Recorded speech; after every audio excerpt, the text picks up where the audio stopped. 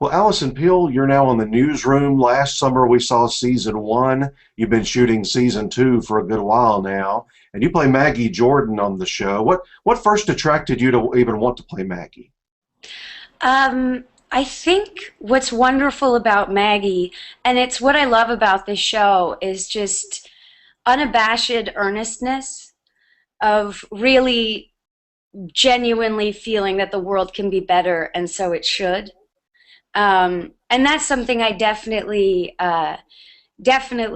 feel very strongly about. And there is something sort of romantic about that notion of doing good. But I think in the context of the show and how clumsy it gets and how hard it is to do the right thing, I think it's a really interesting character to play with all those things of how hard it is, in fact, to get through life being a good person.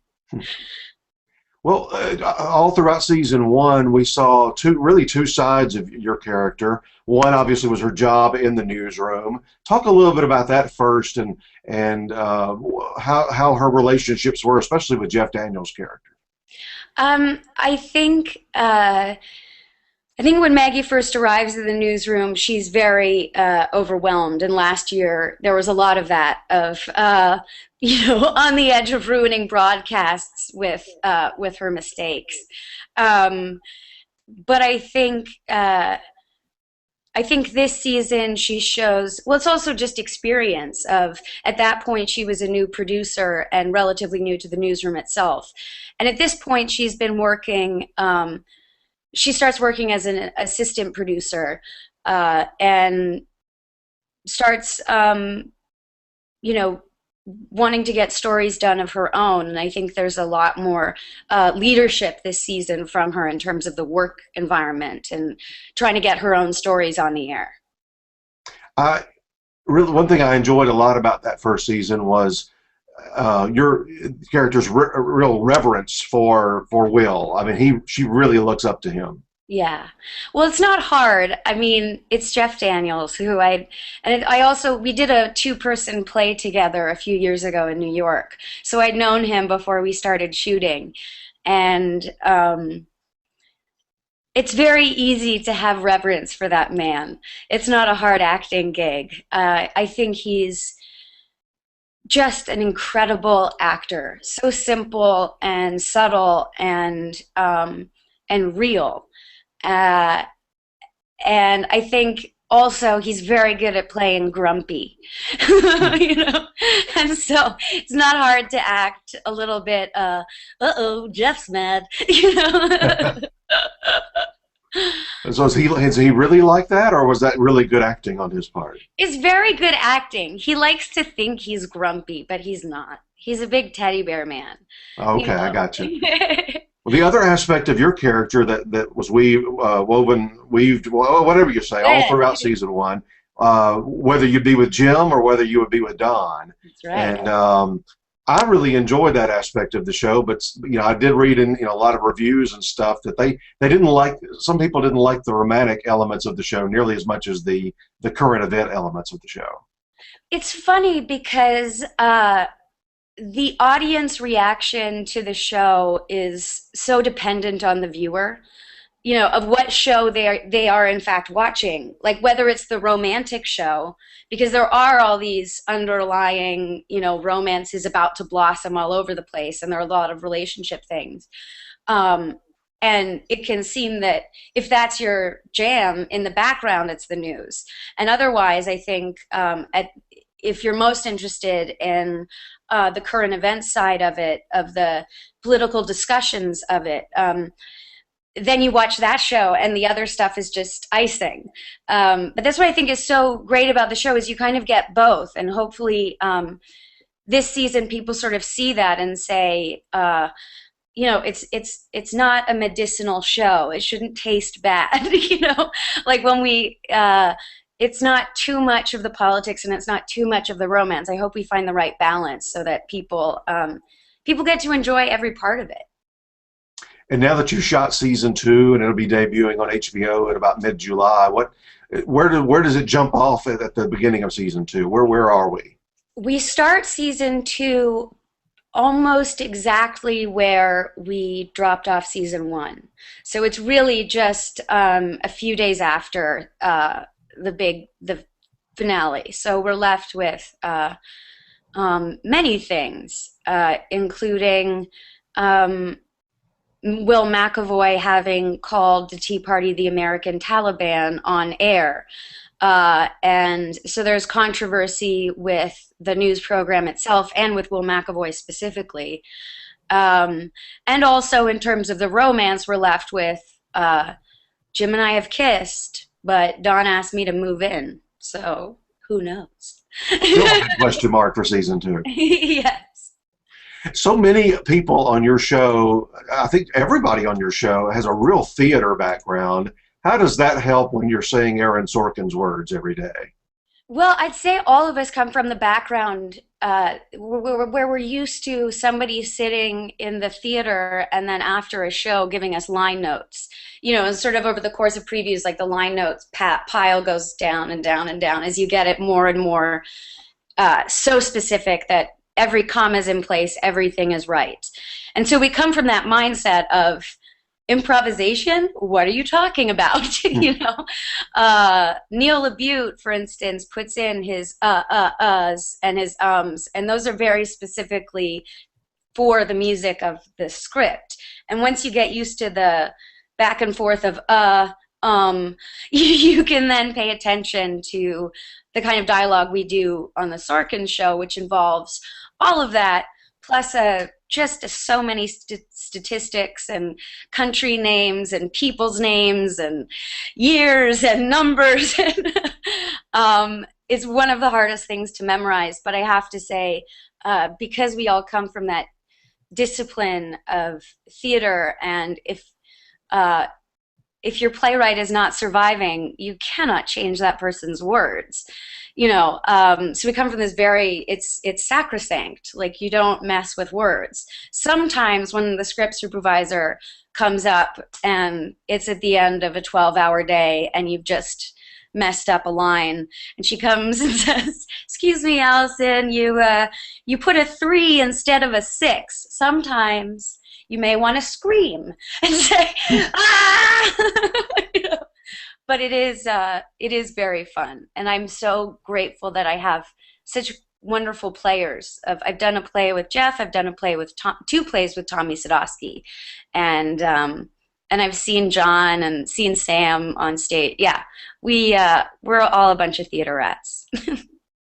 Well, I want to talk about season one for another moment or two. That's the season that's eligible for this coming Emmy Awards, and the ballots just went out, and several of us feel like you've got a really good shot of getting into that drama supporting actress category. Now, if you do, you're going to have to choose one episode from last season. Do you have a particular one in mind that might be your best? I'm a terrible judge of my own work, I think. I really not even necessarily your best acting, but the best stuff that Maggie had to play with, I guess.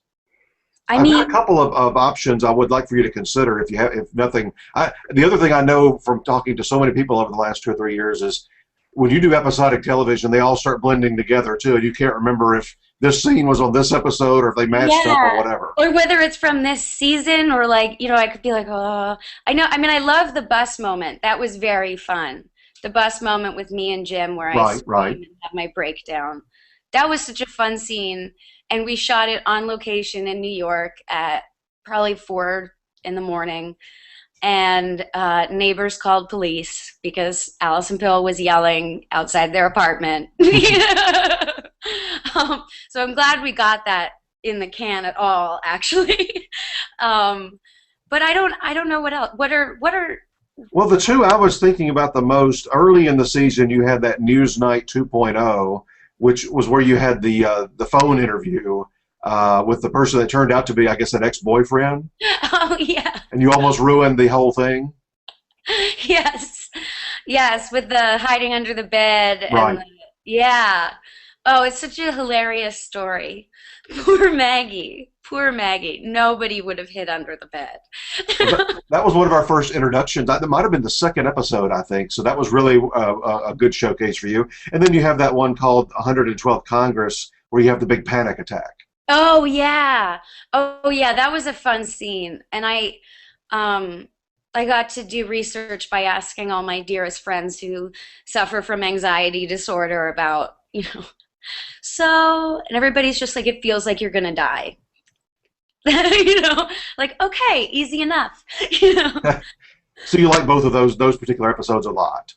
Yeah, yeah. I mean, I really um as a I'm very lucky in that not only am I a cast member, but I'm also like I really like being an audience member of the show. I've been such a huge Aaron Sorkin fan and such a fan of the entire cast that um, I can't even think about my favorite episodes for Maggie because I'm just sort of like, well, yeah, but I mean, when we had I just watched the mock debate episode. It was on, I watched a couple of that and I was like, you know, oh, Jeff is so good and I just really like the show. Well, I'm glad. speaking of Emmys, people on our website, we have a lot of really big TV fans, and they comment and comment and comment. And I remember back during your in treatment days, they were just livid that you didn't get nominated for an Emmy for that. What was that experience like working on that show, especially with Gabriel Byrne? That was like a play every day, right? It was. We had, and one of those episodes, we literally shot the whole half hour of TV in a 19-hour day. One day, one episode. It was the most insane thing I've ever. Most of the time, we got at least 2 days, but there was one that we only had one, and just learning. It's as you say, it was like a play. It was like learning a one-act play every couple of weeks, um, and I also got to be the writer Sarah Treem was so incredible and wonderful, and we spoke so much about the that specific overachieving kind of female and how rad they are and how impossible they are to deal with because they won't accept help and um, it was amazing. It was very it was cathartic, therapeutic, an incredible tiring experience. Well, you've had a really good relationship with HBO over the past few I years. know. I know. I love working for them. It really does make a difference when you're not getting notes from a network about your shoes or, actually, Allison's hair is a little with the poof in the back. We need to take it down a little from, somebody in another city who's never met you in your life. Network notes that we get, we never hear. The company comes to our read-throughs and that's about it. And then they say like, good, great, use our money well, you know. Well, you don't have ratings worries and hatchets hanging over your head every day either. Yeah, and how freeing. I think it's also allowed the show to grow because I hope that people like the second season even more and that the people who weren't, that fond of the first season give it another shot because I think um, it takes a while to get all this down pat, and because we don't have rehearsal, I feel like last season might have been rehearsal for us as cast and everybody, just to get it really bang on. So I'm looking forward to seeing it. Well, I've got our chat room open, and occasionally there'll be a good question there, and I wanted to read this one to you Sure. from Ryan. He said, Canada's proud. Yay! Oh, Canada! He says, if you think Maggie is more idealistic than pragmatic, then why does she seem to keep making the pragmatic choice of Don over Jim? Well, maybe she's gonna figure some things out. Okay, that's a good tease for season two. That did seem to be the case though in season one, where she kept going back to Don. Yeah, I mean, I think it's that same struggle that I so love about her. And I think with most of the people on the show is just trying to figure out what the right thing is. And I think that struggle is very real of, whether loyalty or not wanting to hurt anyone, can kind of get in the way of doing the right thing that would actually be better. that the harder decision can be the one that's worth it. But it's also, there's moral ambiguity in that Jim has been dating my roommate and friend, and John has been my boyfriend and working really hard. So it's also, as audience members, we know exactly what Maggie should do. But I can imagine being in that position and saying, um, I that is just a crush, and he's dating my friend, and it would be wrong if we got together. But I mean, I know we all want them to. I just saw a movie of yours a couple of weeks ago, working with Woody Allen, no less as your father, Yeah, and Judy Davis as your mother. That's a great combination. yeah, To and Rome Judy with has Love, and played you'd with, worked with him before on Midnight in Paris. yeah, What's it like working with Woody Allen? I love it. I really love it. Um, the first time I don't even really remember. Um, That was a much smaller part than this one. It was, and it was also just terrifying because I was in Paris shooting a Woody Allen movie in a scene with Owen Wilson and Marion Cotillard, and I was just like, okay, well, I literally don't even know when I'm going to wake up, but I prefer to remain asleep for as long as possible.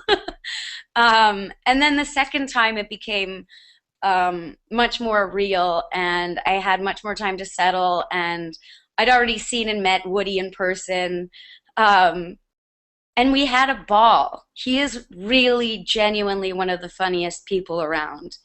Um, and watching him switch from uh, Woody the person to Woody the performer when he acts is the most subtle but transformative thing you can watch. And his physical comedy, though it's so subtle, just like all the shakes and the sort of um, woodiness of his movements, uh, when you get to see how exact it is, and you realize how long he's been doing it and how long he's been funny, it's like, what are you even talking about? you know, what a joy. What a joy to be around, and somebody who is as neurotic, if maybe even more neurotic than I, you know, um, having a ball, and he's great. Well, a lot of people work with him once, but not he doesn't see impressive people often enough to have them come back and work again. So that was a compliment to you, I think. Yeah, it was pretty neato. And what's your next movie out in the fall? It's called Snowpiercer, and it's about a post-apocalyptic perpetual motion train. So um, it's not The Newsroom. no, it is not the newsroom. And it's directed by Bong Joon-ho, he's a Korean director who did Mother and The Host. Wonderful director, crazy good cast. We shot it in Czech Republic. And so it's this big international undertaking. I think we had about 6 languages being spoken at any one time on set. Um, and it will be, I can't wait to see it. I've only seen bits of it when I was doing post-production stuff on dialogue. And my God, it's going to be so cool. So Until that's out in the fall, all throughout America. Is that right? I believe so, yeah. I know it's being released in Korea first, and then I'm not sure the release plan because I just want to see And it. who else is in it? Chris Evans, Octavia Spencer, Tilda Swinton, John Hurt, Jamie Bell. Who else? There's so many people. They couldn't find any talented people, so they went with No, those no. names. That's great. Well, listen, we're looking forward to season 2 of The Newsroom in just a few weeks. And good luck now that those Emmy ballots are out. We hope enough people are marking your name down. Thank you. Thank Thanks. you. Have a great day. Thanks, you too.